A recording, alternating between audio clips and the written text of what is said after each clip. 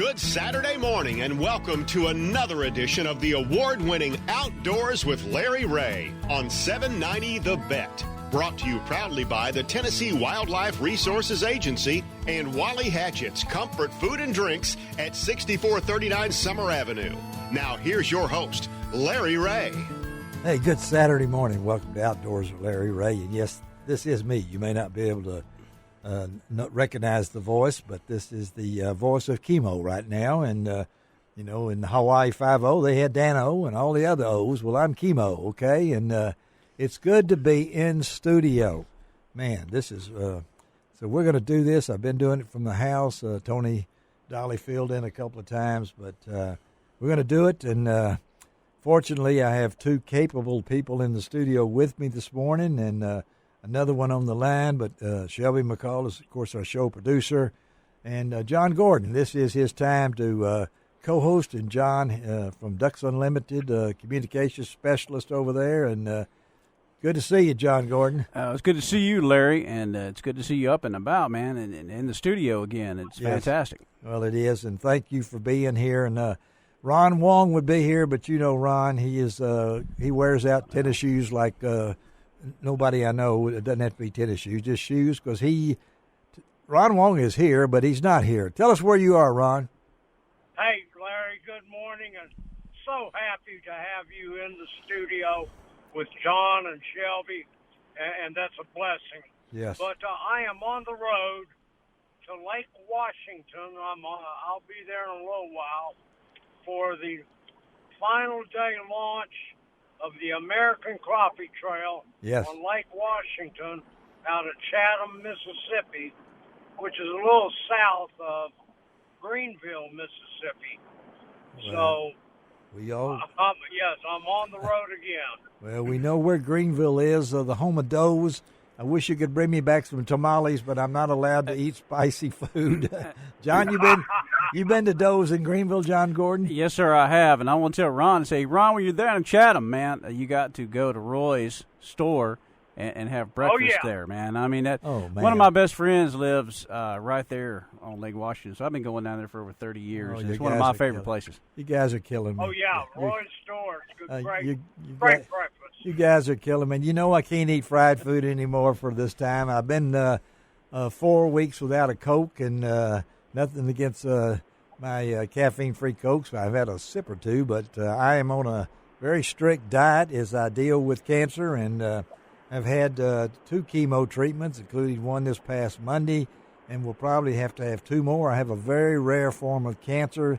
Let's get it out of the way, and my journey is on the way, but God's got this journey, and I can't.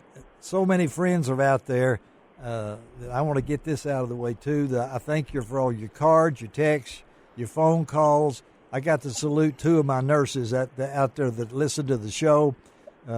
Sarah Beth Banks out of Brownsville, Tennessee. I talked to you about Sarah Beth last. She's at the Ambulatory Baptist Cancer Center where I have my spinal taps.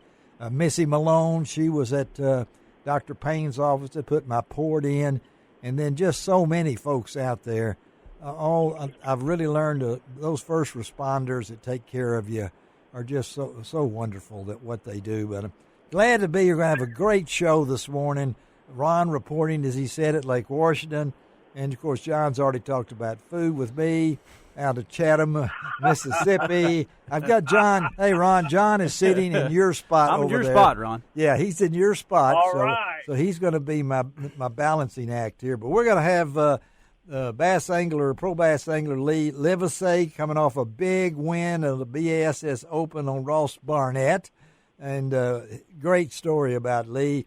And then we're going to talk to John Berry. He's our fly fishing guru out of Cotter, Arkansas.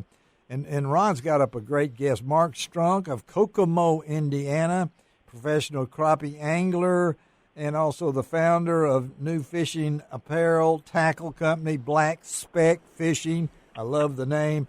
How about James Hall? He is the editor-in-chief of Bassmaster Magazine, as we all talk about the late, great Ray Scott and his recent passing. And then we'll close out the show today with our monthly report from the Little Red River with Jay Gutermuth and Lindsay White. going to have a lot of fun. My voice will hang up. My wife has got my drink set up here with my what I'm supposed to be drinking, and I got my mask. I got my cell phone here. I've got some cranberry things. My wife, Lee, I feel like I'm in the Ward 3 at Baptist Hospital here, But John, we're going to talk to you throughout the show. DUTV, quick, give us a note on that, John. What's the update? Oh man, it's new season of DUTV comes out in July, but everybody out there listening on the radio this morning, I've got 2 podcasts out. Of the 5 series I'm doing right now, so you can hear the one I did with Eric Kessler, and also up yesterday was Mark Pierce and Jared Brown, 2 of the old co-hosts. It's very entertaining. Check it out. Okay, you can get it. You can pull that up on YouTube. It's also available at ducks.org, and also wherever you get your podcasts, you can listen to it. All right, and Ron, of course, you will be updating us on what's going on down there at Lake Washington, and we'll be talking to you. Maybe not. I don't know if next week. I don't look at the show right now because I know we maybe we'll switch it in there next week. I'll let you know, Ron. But Ron will be back with us at the following week. We're going to have a real special show on that. I'm really setting these shows up, and this is what keeps me going, folks. Outdoors with Larry Rea is important to me. I know it's important to Shelby over there, and all the Odyssey family. The Odyssey family has been great, from Dan Barron to everybody with my situation here. Hats off to this. Not hats off to Larry. You don't want to see my hat was off. There is no hair, folks, and I understand there is a video out there of me singing Can't Help Falling in Love with You to my wife with my Elvis wig on. John Gordon, I don't know if you've seen that or not. I haven't seen it, Larry. I'm going to, though. But there's over 600 people have viewed it. That's scary, Shelby. Yeah. It's really scary. And then, who knows, I may put my Jimmy Houston wig on here. I'm getting ready to Yeah, I've got my Jimmy Houston wig in the background, but they tell me my hair will come back. It comes back coarse or whatever it might be, but it's no big deal. My wife has shaved it fairly well, but go online, go to my Facebook page at lroutdoors.com, and you go to Larry Rea Outdoors with Larry Rea Facebook page, and you can see that goofy. It's not very long, and I didn't know. It's really good. I didn't know my niece was really going to do it. And here comes my wife with the Elvis wig that I have, that I interpret. When I do the Elvis impersonation, it's Bubba Presley from Guntown, Mississippi, and I'm Elvis's long-lost cousin he didn't know about. And I have overalls and covers, but this time I just put my wig on, and I sang to my wife my favorite Elvis song, I Can't Help Falling in Love with You, because my wife, Miriam, has been, for 56 years, she has been my rock during this. John got to meet her this morning as my wife dropped me off at the station. And I love you, Miriam, because you've taken care of me all these many years. But this show is what I'm about. And as long as I'm able to do it, we'll do it. Tony Dolly's ready to fill in. John Gordon and these other co-hosts. Frank Barton will be with us next week. It's something that I look forward to. And then next Friday, the day after the show, I'm hopeful to go to Nashville, the Tennessee Wildlife Federation's awards banquet at the Loveless Cafe right out of Nashville. We'll be in the big Loveless Barn, and I will be picking up the award from the Tennessee Wildlife Federation as the Communicator of the Year award. And when Mike Butler called and told me that, I'm going to try to have Mike on the show next week. He was amazed that I'd never won it before, but Lord willing, I will be there next week with a table. Ron is on assignment, or he would be there. I know that. Sir. And but anyway, we're going to have a lot of fun next Friday if it all works out, and I'll be over at Nashville and be able to accept that award. And, of course, still looking forward to August the 20th when I go into the Legends of the Outdoor Hall of Fame, God willing, on that one.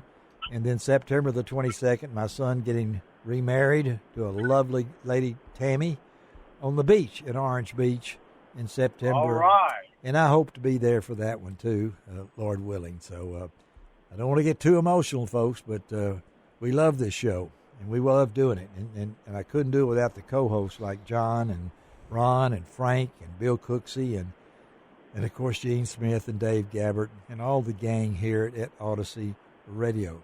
And I want to salute all you folks out in Brownsville, Tennessee. Got some faithful listeners out there on 1520 AM and 95.3 FM.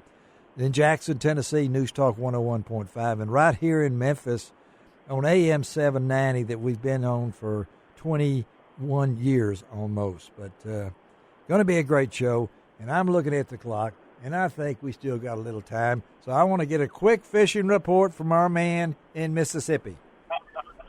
All right.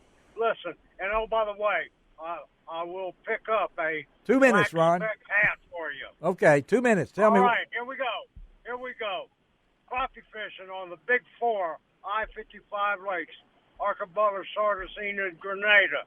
They are coming off of post-spawn with this recent full moon. They will now go into post-spawn, but you can catch them good, fishing over 7 to 12 feet of water, 3 to 5 feet deep, either with a hair jig tipped with a minnow or using a slab slayer in a chartreuse and orange color or chartreuse and red color. They're biting those well. They're also biting a joker. And for those that like to spider rig, those fish are starting to bite double minnow rigs, fishing 5 to 7 feet deep over deeper water near the spawning grounds of any of those lakes. Also, the bass are starting to bite good. We're having essentially the first or second spawn of the bass, so you can catch bass either post-spawn, pre-spawn, or spawning, and fish your favorite way. One of my favorite ways to catch them, and I have been catching them, is to use a Strike King KVD Game Hog Texas rigged in a blue craw red flake color, and that'll work real well on any of those lakes. June bug works good. Okay. For those going to pick quick. Tell them quickly. They are biting. Now they're biting Strike King 5XD Citrus Sad color crankbait. I love it, Ron Wong. I love it. I know he doesn't have any notes. Let's take a break on Outdoors with Larry Ray, and we'll be right back.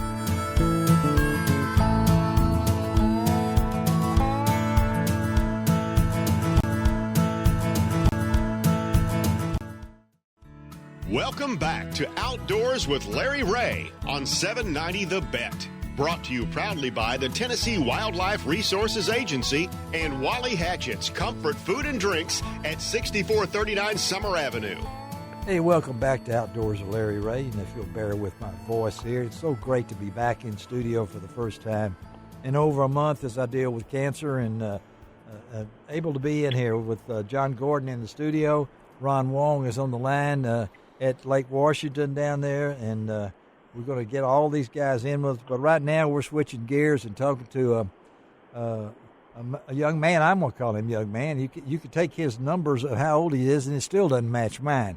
Okay? So he's young. So Lee Livesey recently won the big tournament down on Ross Barnett, the BSS Open tournament down there. And, of course, he was using the Halo signature rod, and he had all new bait fuel attracting.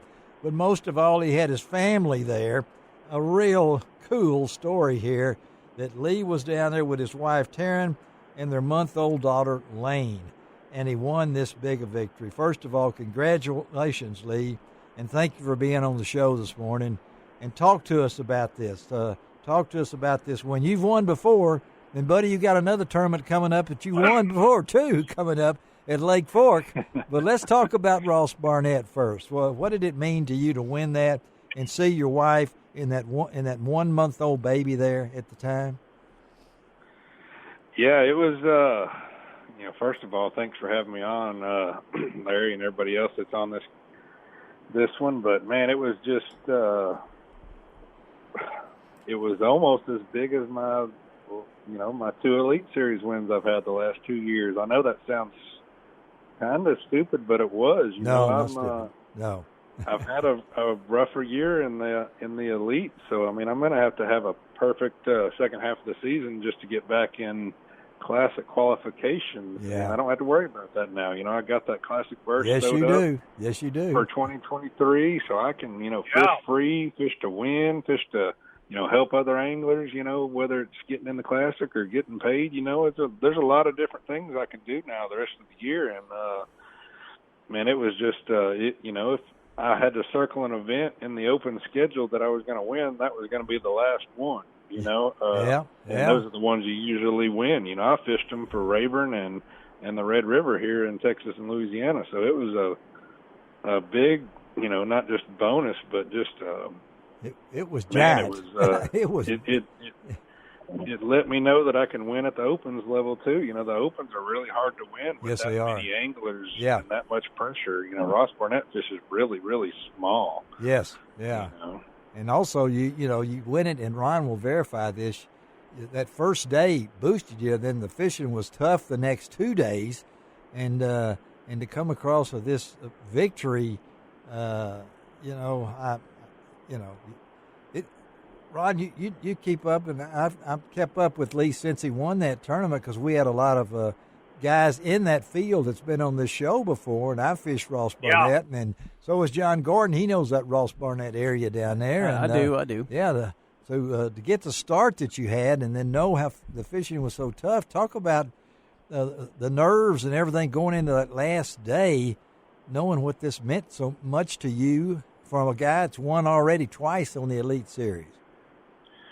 Yeah, and it was like you said, I had, a great big bag on the first day that carried me, but it helps me as an angler see that I'm, you're still good, buddy. Evolving a little bit. I know when to put them down or put them up, and I left that spot the third day super early just because I knew it was over and I just had to go junk fishing. Yeah. I caught them. Yeah.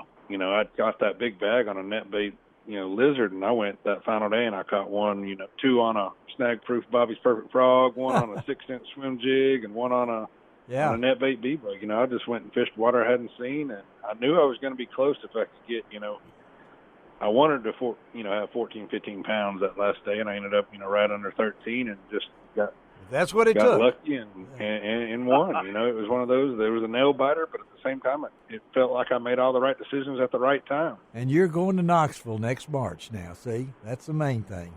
That's right. Yep. That's the main thing. And Ron, you see this, and you know that that lake is as Lee mentioned, it's small.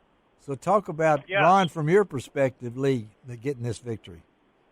Well, I got to tell you, first of all, Lee. I've fished Ross Barnett in bass tournaments years ago, and I know how small that lake really is. And you won fishing in Tallahatchie Bay on a community hole with a lot of other contestants with you. It was there. Crowded. but you found was a it? special place, and I got to tell you something. I was kind of amazed at what you were using to catch your fish, and that was a Carolina rig. Really? Okay. And a Texas rig using the same rod, your Halo signature medium heavy 7'3" rod. Tell our listeners about how you found this place and using the kind of equipment that you use, along with putting the bait fuel attractant on your baits. That's one How of the important is all that? Yeah, before I got there, obviously I'm fishing the Opens just to win. I'm already an elite angler. I'm not having to qualify. Right. So I broke the lake down into, let's call it 4 sections. Upriver, up above 43, the main harbor, the east side of the main lake in Tallahatchie Bay. Yeah. And I just didn't think I could win. And this is all before I got there. I eliminated up the river. I didn't think I could win up there with that many boats and the water level going up and down. Right. And just not knowing it. I have no previous knowledge there. I don't know that river goes up and down above that bridge, so I wasn't sure. So I eliminated, those two right off the bat. The main harbor is great, but I've never seen it one out of there. There's always almost one out of there. Almost, yeah. But, yeah. Almost, but nobody ever does. No. So I narrowed it down to, that east side of the main lake in Pelahatchie Bay, and I spent all my time over there and I fished everything. I fished docks and riprap and pads and reeds and everything, and I just went for official practice, and I caught fish everywhere. It wasn't great, but I caught fish everywhere. But the only place I caught better than average fish was on that outside edge of the dollar pads with a little hydrilla mix. Yeah. And I just narrowed it down. I'd use my forward-facing Humminbird Mega Live. Yes. Just to find that very outside edge because you couldn't see some of the pads because the water was up a little bit. Yeah. Uh-huh. And if I found any point or just a little jut in or out with my, that live and my Humminbird 360, I would just put my Minn Kota Raptors down and and fish. But here's why I threw the Carolina rig. So yeah, we want to know. I caught some on the Texas rig too, but it was so vast. You were having to make really long casts and work a long ways through the vegetation, and it's just a lot faster and more efficient with that Carolina rig. Okay. I was getting the same kind of retrieve and everything, and still, and it was like a light switch. Though I pulled up on actually the spot that I ended up catching the big bag off of, and I caught like a 4.5 pounder. Like the first 10 minutes, I threw the Carolina rig in practice, and I was like, okay, yeah. And I found 4 or 5 other sweet spots like that, and it was just I could throw it further, I could work it faster, and I felt like I was getting the same bites and still being thorough with my presentation. And my setup was just that Halo HFX 7.3 medium heavy. It's my signature series rod, a high-speed reel. I had 22-pound Sunline shooter fluorocarbon, a half-ounce 6-inch tungsten weight, 4-aught Gamakatsu just offset worm hook, and a net bait 6-inch lizard. But the one thing that I kind of talked about was putting that bait fuel attracted on it from American Bait Works, and it was a deal. Like, there were boats around me. I mean, y'all saw, if y'all kept up with it, there were boats I saw surrounding me, and I just felt like I was getting bit when other guys weren't, and I think that bait fuel definitely helped. Well, and that was it. That's how I found those fish. I just, I concentrated on that outside edge and just found little bitty sweet spots. And my best spot where I caught the big bag had dollar pads, and they turned into hydrilla, and the hydrilla connected to some pepper grass, and then there was shell all around. And it wasn't a big spot, it was like the size of 2 boats, but all that vegetation mix was all right there in that one little spot on a point. You got to put this into a song, buddy. I mean, you just read the words to a song. You in the dollar pad, you weren't at the dollar store or the Dollar General, you was at the dollar pad throwing that bait fuel in there, and you just read off something that I know it came off the top of your head. I would equal you to Ron Wong now. I found somebody that can actually talk fishing, and in the fewer minutes on this show than Ron Wong is now Lee Livesey. Okay, and I don't know if you got any relatives up here, but I went to church with some Liveseys up here in Memphis for many years. Yeah, and that's there's not a lot of us. Well, they're up here. There are some up here in our area, but again, we're talking to Lee Livesey, and mainly we're letting him talk, and he's doing a great job when I don't have a voice like this about his big victory down at Ross Barnett Reservoir. And I can tell you, we got a couple of minutes here, and I know, Lee, from this, what does this do to Lake Fork? Let's talk quickly about Lake Fork real quickly, because, I mean, you're out there in Longview, Texas. You're down in that area, Lake Fork. You're a guy down there. I even read where you were a checker champion in 5th grade. So, okay, I'm just getting that out of the way, Lee. All right? Okay? But tell us in the last 2 minutes about Lake. You don't want to play me in checkers. No, I don't want to play anybody in checkers right there. No, but I'll play you dominoes anytime. Okay, but tell us in this little quickly about Lake Fork. You're going there pretty soon. Yeah, it's we start practice on Monday. Tournament starts next Thursday. Yeah. So we're going in the lake it's about 5.5 foot low. It's a little under that. It's 541 2 days ago when I looked at it low. Okay. Because of some maintenance on the dam this winter. So it's going to be low. Most of the fish are done spawning. It's hot. It's been hot here for a week and a half. It's going to be hot next week.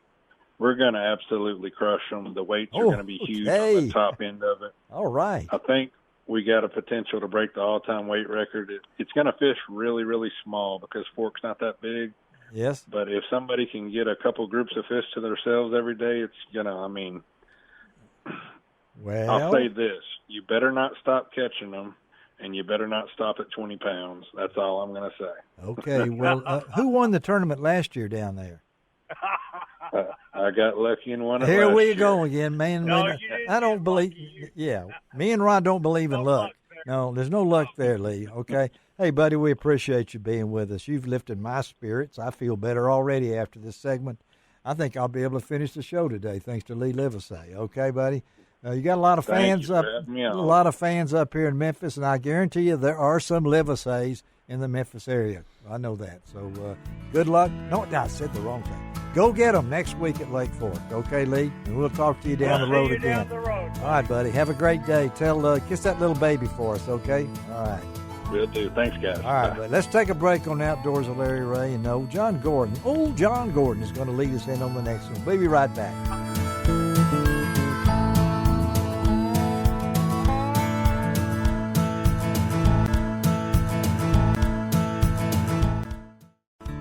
Welcome back to Outdoors with Larry Ray on 790 The Bet. Brought to you proudly by the Tennessee Wildlife Resources Agency and Wally Hatchett's Comfort Food and Drinks at 6439 Summer Avenue. Good Saturday morning and welcome back to Outdoors with Larry Ray, where we celebrate everything outdoors in the Mid-South.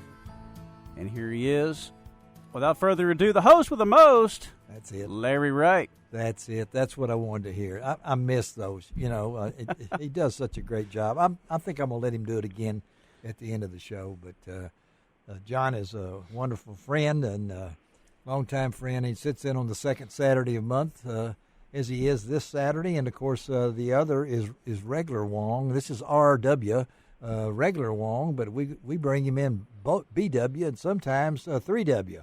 But Ron Wong is with us down in Lake Washington, down near, what is that, John Gordon? That is that's Greenville, Mississippi. Yeah, or what else you said? Chatham or something? Well, it's actually Chatham is a little bitty town that's right there on the shoreline. Also, Glen Allen is around the other side of the lake. All I know is Greenville place. Down there in Doze, and now you told me about a store down there, but food I can't eat. Oh, food I can't eat. But I tell you, Roy's is one of the great stores of the Delta, in my opinion. Well, let's talk about one of the great places of my heart, and that, of course, is Northwest Arkansas, and that is Cotter, Arkansas, and that is the White River, the North Fork of the White River. You can talk to this man about the Little Red. You can talk to him about any other of the rivers, the trout fishing rivers in Arkansas. He and his brother, the late Dan Berry with the Berry Brothers Guide Service, and John Berry has continued this legacy with his wife, Lori. And we're happy to get John on to talk a little hot weather trout fishing. John, I tell you what, this is May. We've broken records this past week. There's a little chance of rain on this Saturday, but at the same time, those rivers, John, have that cooling effect, right, John Berry? Indeed. Now, I haven't fished since this morning. Okay, it's this morning. Come on now. Well, this is this morning, Saturday morning, so there's earlier than you are. Yeah, that is true. That is true. You got that. But Lori and I were out there. We were waiting. Oh, what a great thing to do, yes. Then we had some nice low water. We're waiting, and she was fishing dry flies, and I was fishing soft tackles. And yes.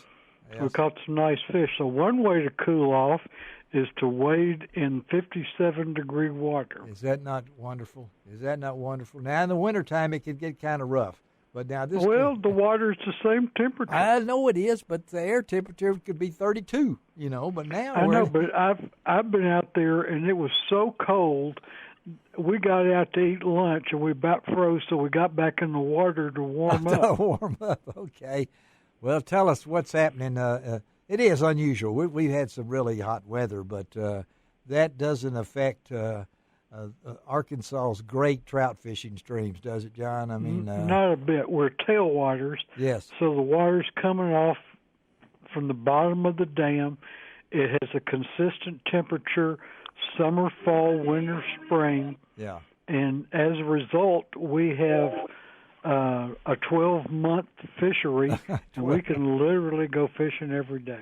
Okay, let's start. What's that motorcycle talk coming in here? You on your motorbike right now? So we're picking up a motorcycle talk. But anyway, no, that's not me. That's not you. I didn't think it was. But now, you've got you're based out of Cotter, the beautiful town of Cotter, and we know within a driving distance of you is some great trout fishing streams.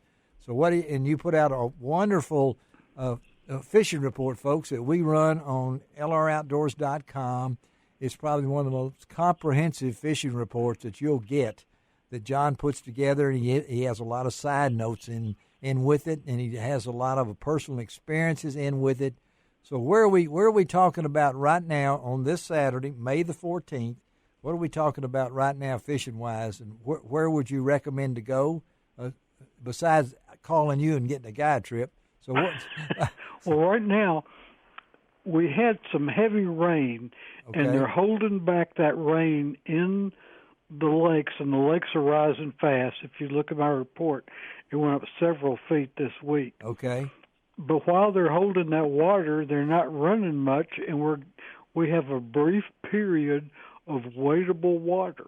So this wadeable water that everybody's been looking for, we're having on the White and the North Fork. Okay. All right.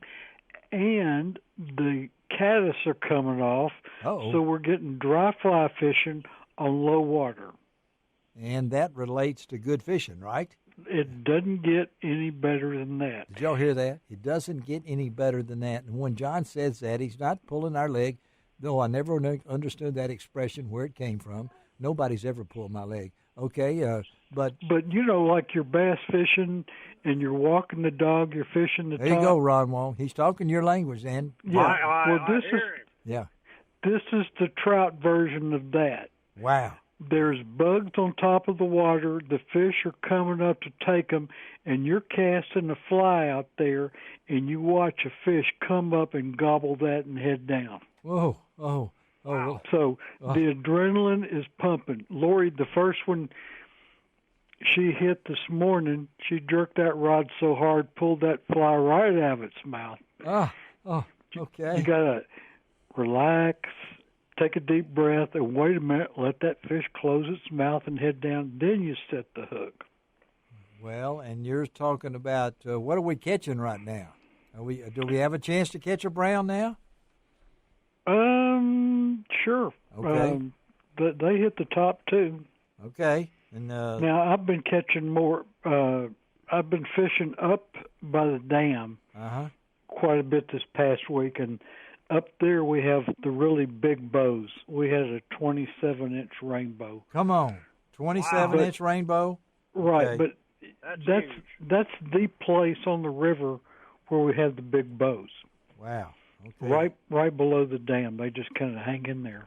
And we know right now, of course, we're off limits during the part of the winter time, but now we're open. It's open war time, so to speak. Yeah. So you can go pretty well where you just got to be safe, and you got to be able to know what you're doing, and that's why I always tell everybody. And later in the show, we will talk to our good friends at the Little Red River at Lindsay's.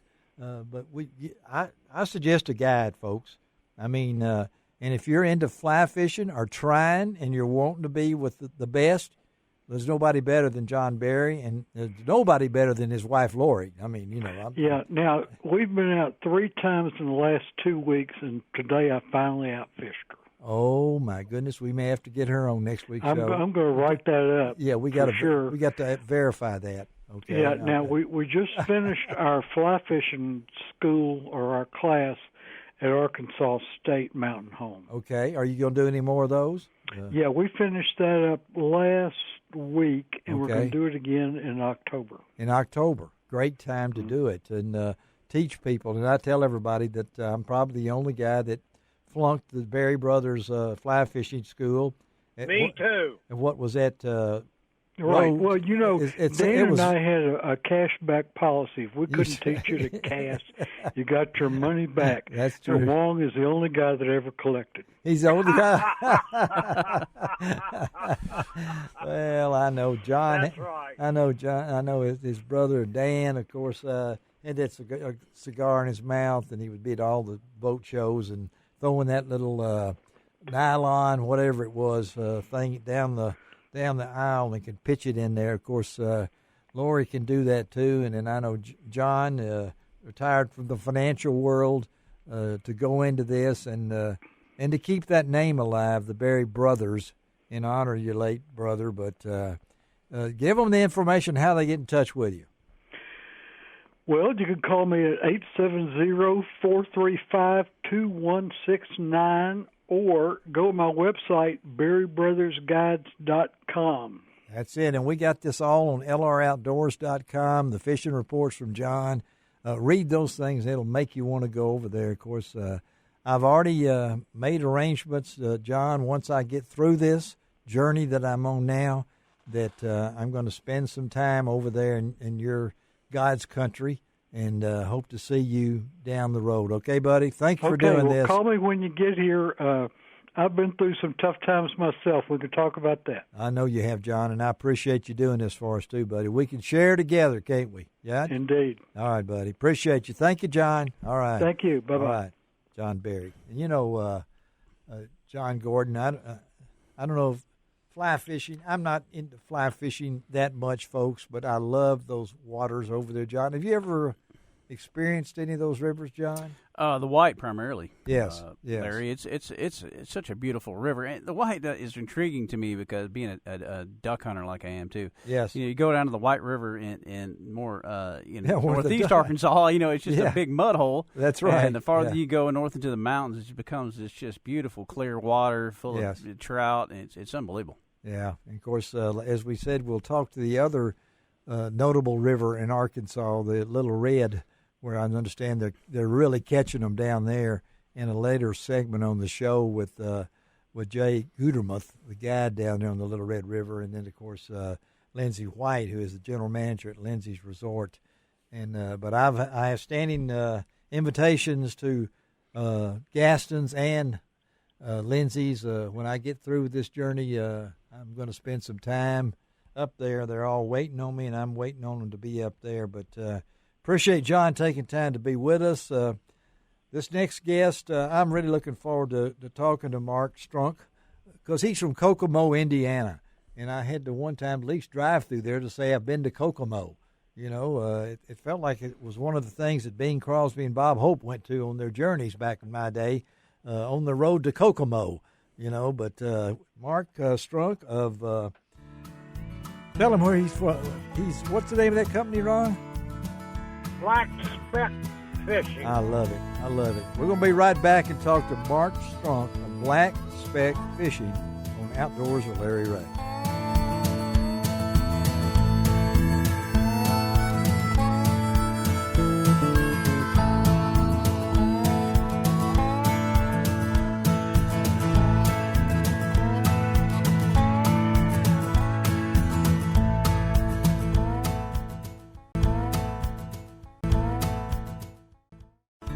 Welcome back to Outdoors with Larry Rea on 790 The Bet. Brought to you proudly by the Tennessee Wildlife Resources Agency and Wally Hatchett's Comfort Food and Drinks at 6439 Summer Avenue. Hey, welcome back to Outdoors with Larry Rea on this beautiful, warm Saturday morning. And here is the host with the most, Larry Rea. Oh, you've already picked up John Gordon. Stole my line. Yeah, Lee got John Gordon's line in there, Ron. You couldn't think of something different? How about the Oracle in the Mid-South or something? Well, that's another line steal. Oh, that is Frank Barton there. Frank Barton. So, anyway, all right, we got two guys in the same car, and that's as far as we'll go on this. But Ron Wong is at Lake Washington this weekend. That's right, getting ready for the last day of the tournament. They're getting ready to launch here in a little bit, and Mark is a competitor here. Our next guest is Mark Strunk from like you would like to hear, Larry. Yes. Kokomo, Indiana, and he is a professional crappie fisherman. Fishes the American Crappie Trail, Crappie USA, and other trails. And he also owns, the founder and owner, Wow. Black Speck Fishing. Good morning, Mark. Good morning. Hey, Mark, thank you. And I've actually been, I wanted to drive through Kokomo just to say I've been through it. As I told Mark earlier in the week, I have been to Kokomo, Indiana, and it's great to have you on there, Mark. And we'll talk a lot about black speck fishing. Particularly, I know that you recently announced a new member of your pro staff. I noticed, and you're adding pro staff, and we're talking about company folks. That's 2022, right, Mark? This is this is a ground level show of faith by a man that is well known in the crappie fishing industry through his, as Ron said, the ACT and the Crappie USA, and has fished the circuits and everything. But just glad to have you on, and let's talk a lot. And Ron being there with you at Lake Washington as for this tournament, talk about this fulfillment of this dream for you to have black speck fishing, and I love the name. Well, I don't know who picked the name, but the name is you got it, and I love your Facebook page that you've got rolling out there. And so tell us about the way that you wanted, how this got formed. Well, it's pretty simple. We all know that traveling is expensive, and I wanted to start a business to have a write-off. Yes. And, I sit at work and I sit and thought, what could I name it? Because I didn't want it to be Mark Strunk this or Mark Strunk that. I wanted it to be something that would fit all of fishing. And so I came up with black speck fishing. I've called them the black specks all my life. Yes. I know a lot of other people have. Yeah. So, I checked out everywhere looking for the name, and nobody had ever used it, and I was completely blown away by it. So that's how it all started, and it's just kind of progressed from there. And, my vision was very simple. I want to be able to buy quality apparel at a good price. Yes. And I don't want black speck to be overpriced for anybody. I want everybody in every market to be able to use it and wear it and be proud of it. Are you going to be? Let me ask you one thing, then, Ron. You take is this going to be crappie fishing apparel, or is this what are we talking about apparel here? I mean, well, yes. I mean, it's in general, it's for crappie fishing, but I will obviously branch out, and we'll have probably, just in general fishing. I mean, the bottom line is it could be for crappie fishermen. It could be for bass fishermen. Okay. I mean, it's a I love quality it for product. Yeah, I love it for crappie fishing. The name just spans. I can't wait to walk through Walmart wearing one of those things. Okay. Oh yeah. And Ron, you've known Mark for a while and everything. Talk about him. And I know this man loves crappie fishing. I mean, Indiana's noted for great crappie fishing. And I know Mark has done a lot of the fishing up there. But talk about you've seen this this company in the start. To talk about Mark yourself. Well, first of all, Mark is an excellent crappie fisherman. He's finished in the money, finished very high. He'll likely qualify again for the American Crappie Trail National Championship later on down the year at Washita Lake. But I got to ask about this apparel. Yeah. First of all, Mark, this morning I'm wearing one of your T-shirts. There he goes. Super nice.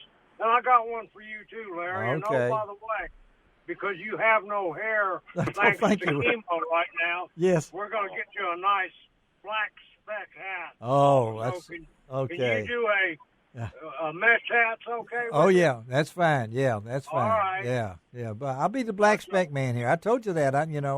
I like the name. Oh, you're going to love it. Yeah. You're going to I love appreciate the that. apparel. Yeah, I will. Mark, tell our listeners about your apparel that you're starting out with. My thing was from the start, I did not want some cheap T-shirts and just something with a name on it. I wanted quality apparel. Yeah. At a better price than anybody else has it. Oh, That's I like what I that. set out to do, and that's just me. I would rather sell 5 items and make $25 than one. Okay, so I love that. I want it to be affordable for everybody, and that's kind of where I'm headed with it. Mark, if somebody wants to look at the apparel that you guys have now, how do they do that? They can go to blackspecfishing.com. Yeah. And we've got them all listed on there. You can see everything. You know, the women's. We're just starting out. We're 2 or 3 weeks in. We've got some women's apparel. We've got cottons. We've got long sleeve, short sleeve performance. We've got quarter zip sweatshirts. All right. You name it. We're starting to get there. We got gaiters and. You got just little by little, we're starting to expand. That's wonderful. And I know. You started right off. We've had Ron. Had we had Lamar Bunning on this show? I mean, have we had? No, we haven't had Lamar. Well, we need to get Lamar on there because I know you do. Yeah. That was your pro. I know him well. Yeah, that's his first pro staff member, and then and you've added another one from that we ought to know a little bit, right? Joe Potenza. Yes. We added him just this week. In Yeah. fact, it's 2 days ago. Yeah. Great guy. Met him at Darbone. Oh, Lake Darbone. Yeah, Ron. Yeah. I thought you would like that. I like that. So he's got 2 pro staff members. So this is brand new, folks. He just mentioned that as Mark. And again, we're talking to Mark Strunk. He is great a professional crappie fisherman, but also the founder and owner of Black Spec Fishing Apparel, Tackle Company, you name it. And in 2 weeks, he's launched this thing just about. And this is a competitive field, Mark. I mean, oh yes, yes, and to get your name out is important, and that's why I appreciate Ron setting this up so quickly.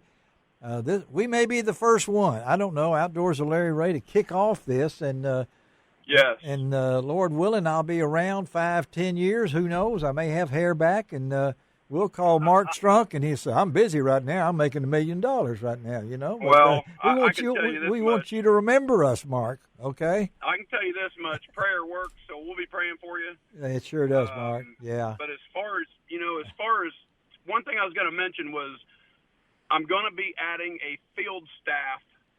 So when we check out, we're going to have a pro staff and a field staff. So our field staff is going to have like a package.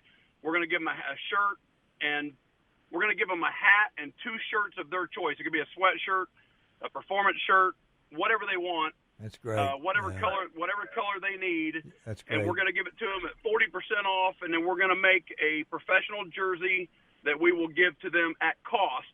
Wow. Just to spread the name and get the word out. That is now, great. What is your vision of taking the company forward? What are your aspirations for the company, Mark? Well, my thing is, like I said before, my whole entire goal was to have a apparel line. I'm wanting to have apparel and tackle in time, but I wanted stuff cheaper than you can get anywhere else. And so that's where I'm going to stand. I'm going to continue to look for more and more suppliers that can give me the quality products at a low price. Now, can we buy online right now? Yes. BlackSpecFishing.com. You can buy anything that we have on there, and we'll be adding more and more stuff to it daily. You're going to add an app, I understand, too. Is that on the? Yes. Yes, that's good. Yeah. I'm about apped out sometimes, but I like those apps that I can just go to quickly like that, and so they will be adding that, folks. Again, that's blackspecfishing.com. Mark, thank you, buddy, for being with us down there, taking time before the tournament this morning on Saturday. Don't believe in luck, as I've told everybody else. I'm a man of faith, and I think you got something good going here, and we're glad to support you with Outdoors of Larry Rea, and thanks to good friends like Ron Wong. Thank you, buddy. Y'all have a great day, and we'll talk to you down the road, Mark, okay? Thank you, guys. I appreciate the time. All right, Ron, you hang on. We'll be right back to you. We'll be back to you listeners. John Gordon is sitting with me. She'll be called, pushing the buttons. And I'm drinking whatever I can right here. I'm not, I got some Gatorade I've got. We'll be right back.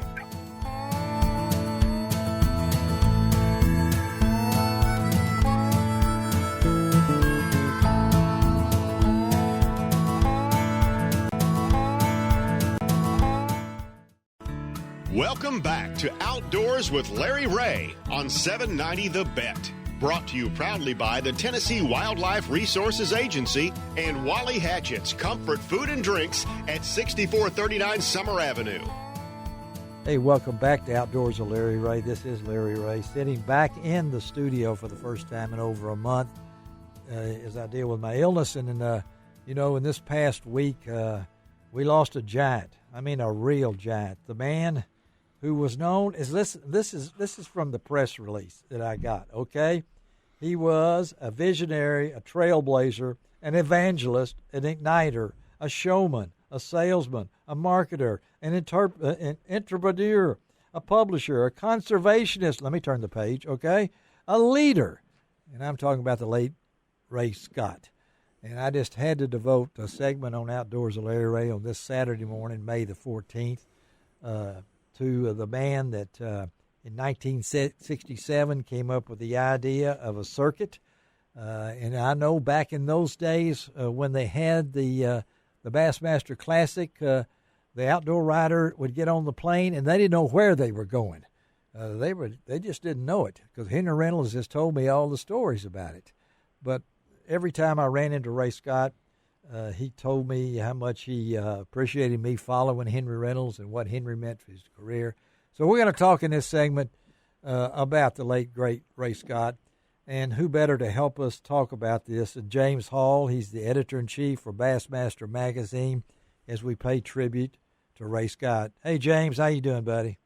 I'm doing really good, Larry. I certainly appreciate y'all having me on. I really appreciate the time you're dedicating to Ray Scott. He's a man certainly worth talking about and a man that's made such an impact on so many lives.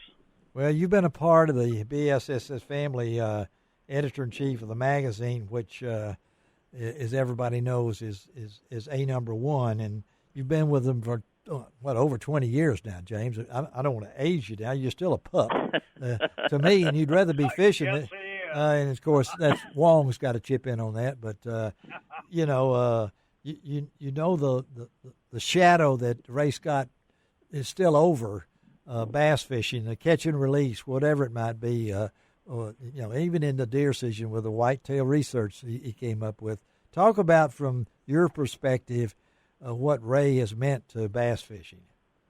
Well, it's hard to quantify, to be honest with you, because there's so many things now, like catch and release and like kill switches and clean water. There's so many things that we just take for granted that without Ray, a lot of those things might not have happened. That was back in the early 70s. He started the Don't Kill Your Catch campaign. Yes, he did. And he kind of took that note from those trout guys. He said, if those trout guys get so excited about throwing those little bitty old trout back, you can't imagine how excited the bass fisherman will be when releasing a 5 or 6 pounder. So, as a conservationist, that was huge and to the future of our sport. And in '72, he filed lawsuits against 200 and some odd manufacturers who were polluting our waters, which led to the Clean Water Act. And then in the 80s, he pioneered and went and pushed in Washington, D.C. for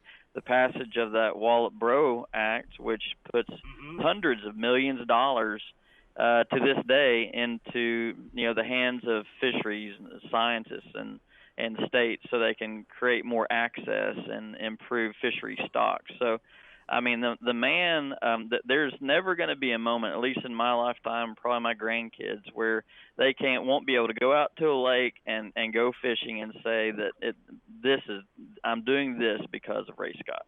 And he lived to be 88 and was still active. He died in his sleep. Of course, we know his family and, his wife Susan and all the 4 kids and everything like that. And I know he wore that big hat. And I was hoping to see him one more time. I've seen him many, many times, and he always had time to sit down. He and Forrest Wood would be 2 of the giants that I can say look back on my career and know when I accepted the first award, I was the with Legend of the Outdoors back with Wade Bourne. I got that Wade Bourne award. He was there on the General Jackson boat and telling me, congratulating me, and to know that he's done so much. And that Bassmaster magazine, I mean, you wouldn't have a job right now, right, James? I mean, yeah. That I'm lucky. I'm sitting in a building, with 50, 60 employees, and there's another 50 or 60 in Little Rock, Arkansas. Yeah, of our production crew that certainly wouldn't have jobs. But if you look at it, and a bit bigger scope, Bass Pro Shops may not be around today had That's it not exactly been for right. Ray Scott. Yeah. And Johnny Moore said just as much. Yes, he said that. A wonderful tribute. If you go to Bass Pro Shops website and look at that tribute, that the video that Johnny Morris did on Ray Scott, and I'm going to be fortunate enough to go into the Legends of the Outdoor Hall of Fame this August, health permitting, and was hoping that Ray Scott would be there for that in the Johnny Morris and his wife's wonderful convention center. But, John Gordon, you were talking about that from your life at Ducks Unlimited, but at the same time, Ray Scott was one of those folks you looked up as a young man, right? That's very true, Larry. And I don't really think it can be overstated what Ray Scott meant to fishing in general in freshwater. There is no bass tournament trail for guys like Lee Livesey to win tournaments on. Yes, American Crappie Trail. It's all because of what Ray Scott had as a vision in the '60s that all came to fruition, and the way he really made it so mainstream. I mean, these guys are making tremendous money now and everything, all because of Ray Scott. And it just really it's hard a lot of times to point to one guy who really did something, but in this case, especially with tournament bass fishing, it was Ray. Yeah, and I know, James, you would agree with that. And of course, the wonderful thing about Ray is he never forgot his church, that little church down there in Alabama. I mean, he dedicated. Not only did he not forget about it, he piped in a president of the United States to help raise money for it. He sure did. He and the Bush. It was tremendous. Yeah, he and the Bush family was pretty close. I know that, to fish down there, but at the same time, in your capacity, and Ron, you know that you got to chip in here too, because Ray Scott. I mean, you spent a lifetime of fishing and bass fishing and catch and release, and time with him. Yes, I've been around Ray several times, and I got to tell a quick story on that. I thought you would. I think at a CEOPA conference in Alabama, and just so happens I was sitting next to Ray at dinner, and here comes the live auction time, and he has a Pop-R lure that he has autographed. Oh, man. Yeah. Okay? Yeah. And so he says, you need to bid on this. I said, yes, sir, I will. Yes, sir. So the bidding starts out at $10, and it goes up to $70. And I said, I got out then. I said, I'm not going to pay $70. And he says, I'll tell you what. He says, that guy that's bidding against you, if I throw in my hat, would you go $100? Ray is a salesman. Yeah, he is. He sold me. You got the hat. You got a hat. I ended up getting a Pop-R lure and hit one of his hats that he was wearing for $125, and I donated the hat back to some nonprofit organization. There you go. That was there. Yeah, well, that's. So he's quite a gentleman. He means well. And he meant to help everybody. Yeah, James, of course, you know so many stories. You got a Ray Scott souvenir anywhere on your office, anywhere? Yeah, actually, we drove down to halfway down to Montgomery, and Ray's right-hand man, Jim Kent's, gave us one of his fringe coats and his white Stetson, and we have that actually right next to my office right now for photography reasons. It's going to be in the next issue of Bassmaster magazine. Okay, that's what I was going to ask you. Yeah, that was a lead-in. That was a segue or whatever you want to call it. I know that. So there will be, the next issue will be, we'll have some Ray Scott. Yeah. He no one has been on the cover of Bassmaster more times than Ray Scott, and so he will He will have maybe what will be his last appearance on the magazine on the July-August issue. There you go. We have an amazing feature by Bob Cobb. Great writer. Steve Price. Yes. Steve Price, and another one by Dave Precht. And we're going to have some never before seen photos Great. that I went and pulled from our archives to kind of show what an entertainer he was, what a trickster he was, a prankster, and just really what an amazing presence he had in front of a crowd. So it's going to be an awesome issue, and I think Ray would be really proud of it. Well, there's how many times has he been on the cover? Did y'all count them? I think it is 8.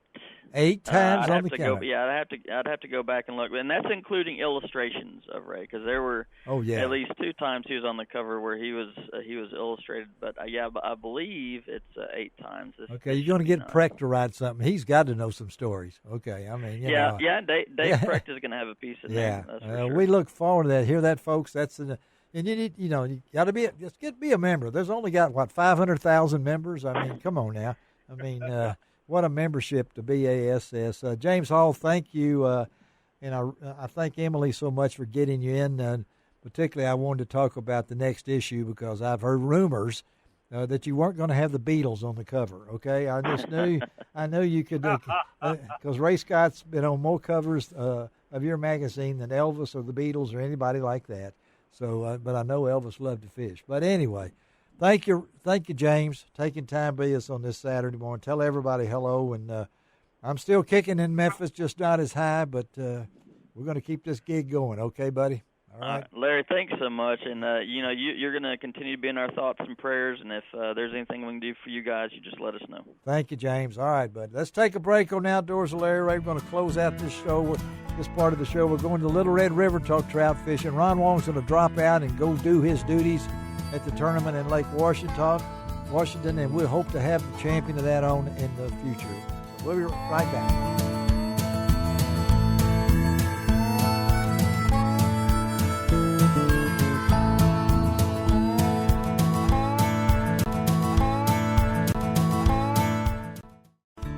Welcome back to Outdoors with Larry Rea on 790 The Bet. Brought to you proudly by the Tennessee Wildlife Resources Agency and Wally Hatchett's Comfort Food and Drinks at 6439 Summer Avenue. Good Saturday morning. Welcome back to Outdoors with Larry Rea, and thanks for listening on AM 790 and 92.9 FM in Memphis, AM 1520 and 95.3 FM in Brownsville, and News Talk 101.5 FM in Jackson, Tennessee.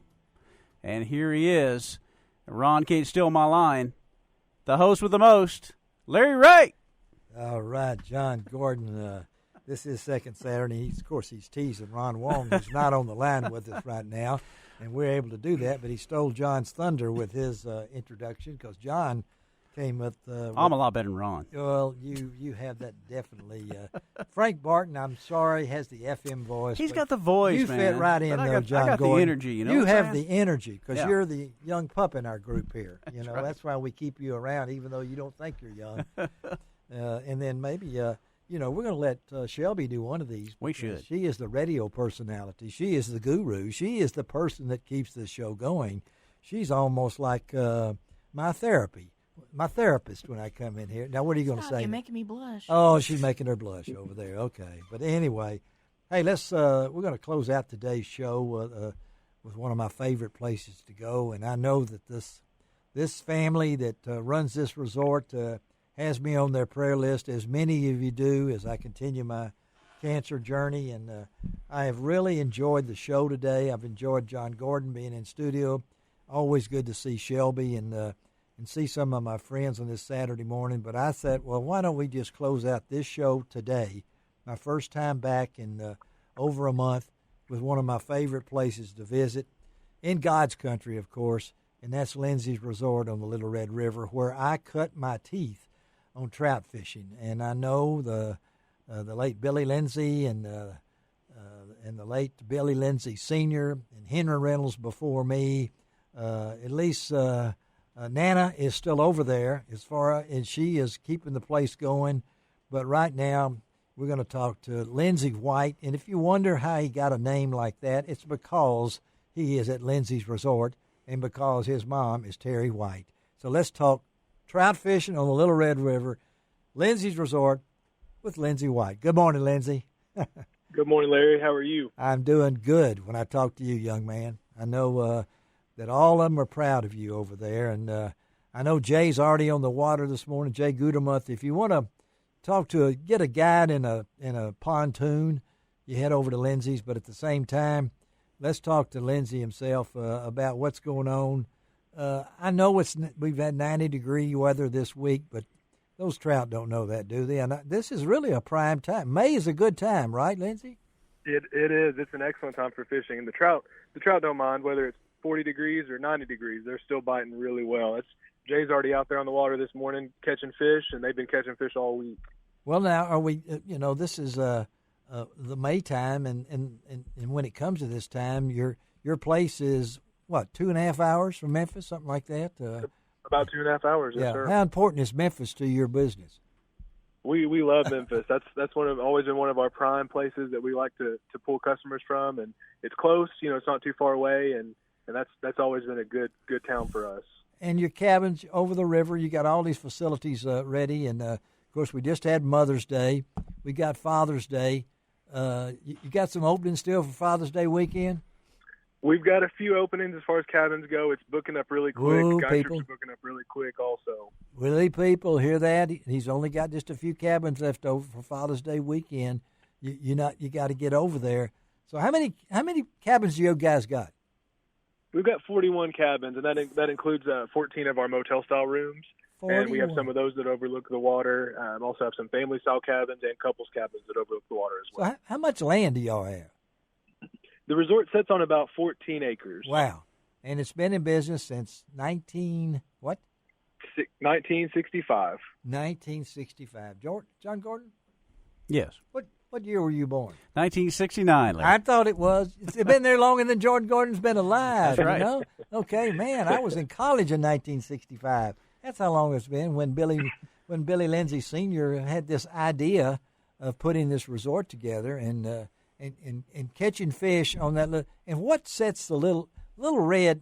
We don't want to be confused with the white. The white is the bigger river. The little red is the smaller river, but that does not mean smaller fish, right, Lindsey?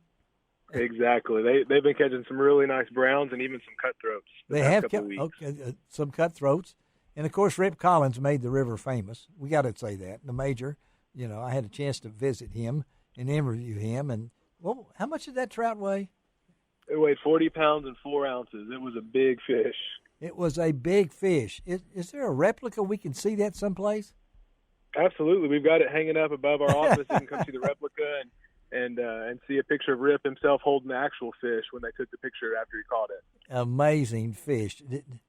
40. What was that again? Say it again. I just love to hear it. 40 pounds and 4 ounces, and they didn't get to weigh it until it had been several hours after they had the fish out trying to get it to the scale. So it probably weighed a little more before they actually got it to the scales. But folks, you got to consider that's 4 10-pound fish.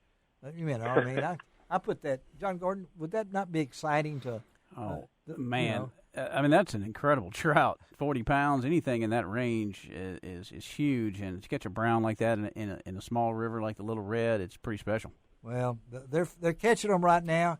And I know probably they're catching them. Are we getting any generation? Because I know they're holding some water back up at the Bull Shows. What are they doing at Greer's Ferry?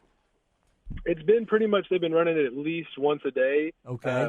There for a couple of weeks ago, they were running it pretty much nonstop for a few weeks, but now they've been kind of keeping it low in the mornings and running it kind of around 11 o'clock, 12 o'clock in the afternoon until midnight. And what about that wonderful restaurant that Lindsey has firsthand knowledge about over there? What's going on with the restaurant? Yeah, so we're still open Friday and Saturday nights from 5 until 8. It still is reservation only, but you can call a couple days ahead of time and get you a spot. We have wonderful steaks. Tony makes some incredible gumbo. He's always got specials that he's working with. Oh, I wish I could have some of that gumbo.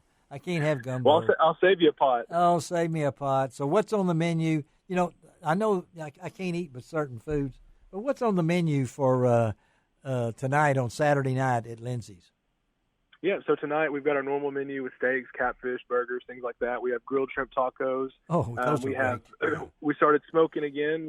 Tony's been smoking some ribs and pork belly, so we have some smoked specials that we do. Oh, wow. We've got pan-seared grouper with the crawfish cream sauce. It's incredible. He's got some great things going on up there. And the dessert, I just want to hear him. I know I can have dessert now. You know, you can ship me a dessert, okay? But what's we might do that. What's on the dessert menu tonight, just so I can get real fired up? Yeah, we've got Tony's homemade biscuit pudding, which is kind of like a bread pudding. That's it. Which is incredible. I'll pay the shipping. Just get it over here. You know, that's folks. You hear this? So tell them how they can get in touch with you guys. Yep. So they can call us at 501-362-3139 and talk with one of our staff in the office, or they can get on our website at www.lindsay'sresort.com. And they can book their room on there, find out more information. But if they have any questions, they can call us, and we'll be glad to help them out. All right, Lindsay, thank you very much. That pudding sounds great. Okay, thank you, Lindsay. Appreciate you guys, and we'll talk to you next month. And you're on my bucket list down the road. Okay, buddy? Yes, sir. We're all praying for you, Larry. All right, thank you, man. All right. Okay, Lindsay White over at Lindsay's Resort. That pudding. That pudding sounds amazing. Oh, and Tony's and those shrimp grill tacos. Oh, man. Okay, so what's up with you now? You so give us a refresh for the folks that wasn't here earlier.